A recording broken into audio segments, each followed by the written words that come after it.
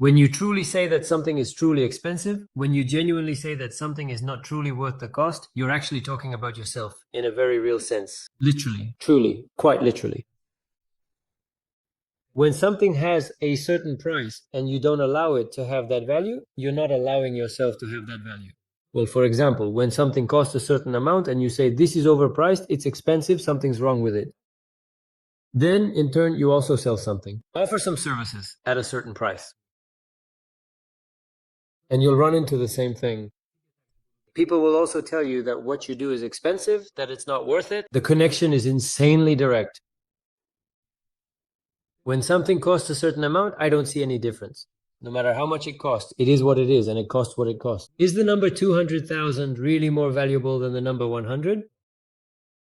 Or than a billion? Is there really something more valuable there when it's all just one thing? But if you believe that there is something more or less valuable, that's what you'll experience. This doesn't just apply to money, it applies to everything in general. Now, I'm going to start doing this. I'll draw a little. So in general, within the complex and often competitive world of finance, let me remind you that people are typically accustomed to the idea of steadily progressing and growing up some kind of professional or hierarchical ladder, much like they are diligently climbing a long and winding staircase, step by step, towards their ultimate career aspirations. Like first, I don't know, let's say $1,000, then perhaps 10,000, or maybe even 5,000, two, then three, then four, five. In short, it's some kind of stair-step system. First you're a consultant, then a manager. You always have to develop step by step. This way of thinking, it's generally ingrained in humanity, that this is how it should be. In other words, humanity is a system. And it's generally implemented on the scale of all humanity. And people believe that this is how it should be. Consciousness, by virtue of its absoluteness, comes to know itself within this system. And everyone around acts this way too. But in reality, why do I so often say that I am not a teacher, not a master, not a guru, and so on? Because what is there for you to learn or to teach someone? Because everything is one.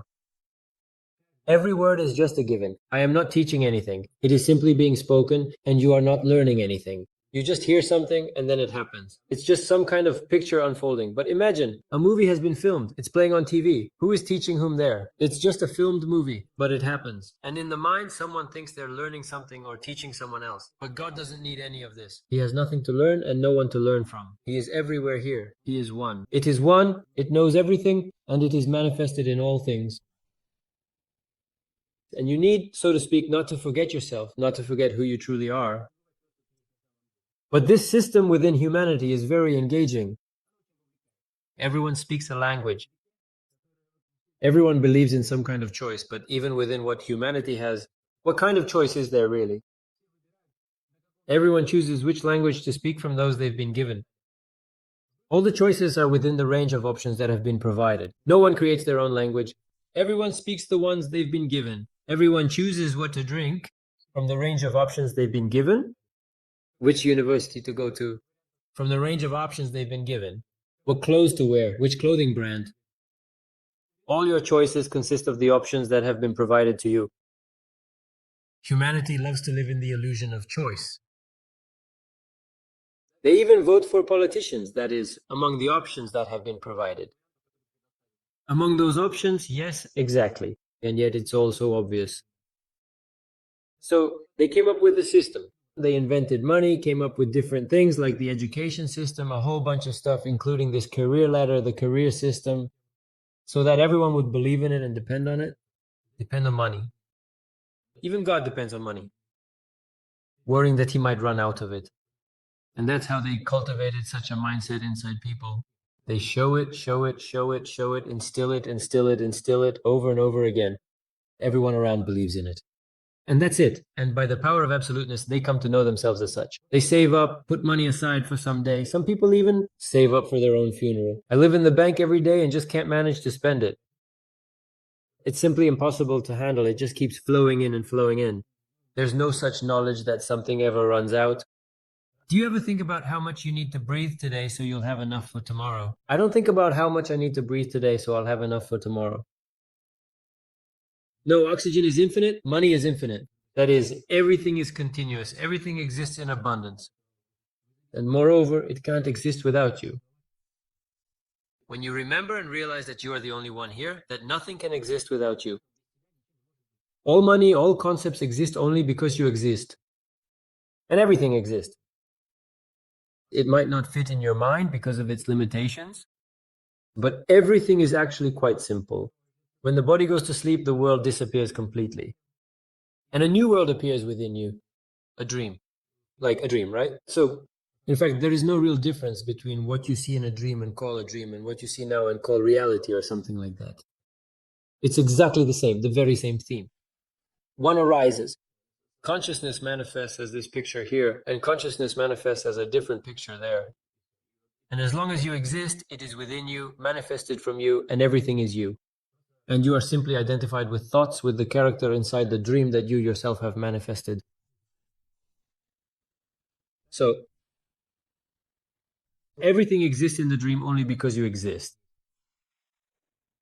At a certain level, if you move away from all these programs, let's call them programs like the idea that money runs out or doesn't run out, or that there are illnesses. What is all this? These are just programs, ideas that are embedded in consciousness. And you believe in them, and through that you come to know the power of your own absoluteness. If from birth you were told that you are a billionaire and that money is infinite, you would know it. You would know everything completely differently. If from birth you were taught to levitate, to visualize and so on, and were told that it was possible, then you would be able to realize it. Because everything is manifested by the One, and God has infinite potential. There are absolutely no limits. Absolutely no limits at all. So this is the so-called career ladder, and this gradual increase in income.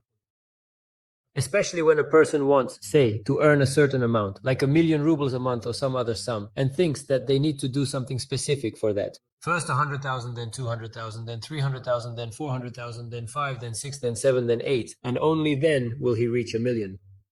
That's madness. These are just completely different points. They're different points. That is to say, it's like, let's say you want to talk to, so 1,000,000 rubles, that's Igor, for example. And you want to talk to Igor. Or maybe it's Igor, or maybe it's a banana. I don't know. You want to eat the banana. But before you eat the banana, you go and eat a mango, then a kiwi, then a watermelon, then something else, and more and more. And by then you're already exhausted. You can't eat anymore. You see what I mean? It's literally like that. Exactly the same. It's just that you don't see it in the numbers. But why don't you see it? Because that's how they taught him to see it. But what is a banana? Just a sound. What is 1,000,000 rubles? Just a sound. Just a thought. How are they different from each other? They're not. In reality, they're not different at all. Who creates the difference? I create the difference. The letter I. It creates the difference between the word banana, Igor, 1,000,000 rubles, 1,000,000,000 rubles. It creates the difference and perceives these differences. But they don't exist in reality. They're just some letters, sounds, thoughts. Their composition, their deeper composition is the same. The same, always remember, don't forget about unity. As soon as you forget about unity, so to speak, about the fact that everything is one, that's when the madness begins. That's it. The difference arises. Something more or less valuable appears. There's no such thing as 200,000, 300 to 400,000 being more valuable than one. There's no such thing, because absolutely everything is truly unique, perfectly formed in the exact way it currently exists. It's different. It's just all different. So when you truly want, let's say, to interact with Igor for a significant sum of 1,000,000 rubles, dollars, or even bananas, before you actually do that, you first meticulously go and interact with one important person, then another, and after carefully meeting 4, 5, 6, 7, or even 8 different people, then that's madness. Look, here's how it could be. You exist, and right now all possibilities exist at once. It's not even that there are no options. You, me, we all exist. Right now, the past, the future, the present, they're all now. They're all eternal. Right now, it's all happening now. And you can easily and directly interact with ego almost instantly. Instantly, wherever you are. But for that, you have to stop giving things meaning inside yourself. Stop really assigning importance. Meaning, giving something importance isn't about writing long comments like, oh, this is so cool. Now I'm doing this. I'm observing. Some thoughts come up and you say, no, that's not how it works. It's happening within you. You see it inside yourself, within your very being. And it's like you dissolve this thing. By the way, how do you dissolve it? Well, when we meditate, that's exactly what dissolves it. You sit there and that's it. In meditation, you see yourself say 1,000,000 rubles or whatever else comes up, and you observe some kind of emotional or sensory response. Something arises, whether it's good or bad, some comments, descriptions, some kind of evaluative judgment appears, that it's expensive or cheap. You observe this thing and it dissolves. You burn it away inside yourself. You burn it completely away. So, for example, at the very beginning, when this opportunity opened up for me, it was like some kind of integration was happening. Well, at first there was a difference when you looked at one person and then at another. As if there was a different emotional and sensory response, a different perception. When you hear one sound and then another, when there used to be a different attitude toward this body and this napkin, this body and this t-shirt, it was like they were different. Now it's all merged. There are no distinctions between thoughts, between phenomena, and so on. It's all one in experience. And but if there is, and that's just how it happens, you feel that there's some special attitude from someone toward this sound. What is it that creates such peace? It's because there's no one to be affected, and there's nothing like that here. No matter what sound is heard, it is. Everything is simply as it is. Everything abides with itself. And that's it. You simply abide with yourself and everything happens just as it is. So it's not necessary to climb the career ladder. Here you are, and all possibilities are around you. The entire infinite potential. Moreover, if you were totally and completely unknowing, truly totally unknowing, really, it's as if consciousness itself has profoundly manifested, and it genuinely knows absolutely nothing at all. Nothing that humanity knows. None of what, then you could literally fly, do anything, even create planets. And that's exactly what you do. In fact, at a certain point in your other manifestations, so to speak.